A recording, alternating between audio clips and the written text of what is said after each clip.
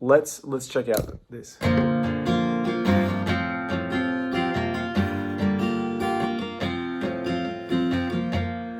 So I like to strum, not really. Some people use this finger. I like not to use the first finger and use those three. Put them all together and then put the thumb up. So I'm going down. There's two ways of strumming. You do them both together. So you're going down with these fingers and then you go up with the thumb. See how my hand's still? So that's one way of practicing it.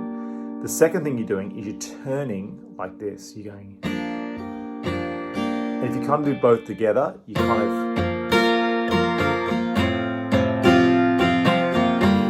You get a lot of power, but it's not this. See, look how much work I'm doing. I can make it much louder if I go... If I want it to be loud, I don't need to do this, right?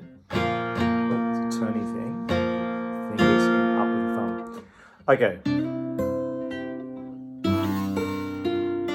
So we're just going to get the very beginning bit, right? 1, 2, 3, 4 on the G string, and your bass note is on the A. And you slide from 4 to 6. Then you bar here. So you're barring across the, in this case, 1, 2, 3, 4, 5, and this is the 6. So you're going. Then you go backwards. You hit this one and the E together. And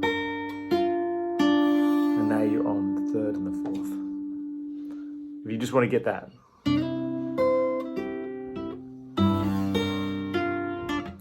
What is going on with this?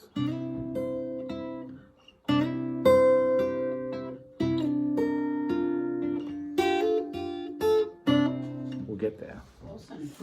Awesome. That's really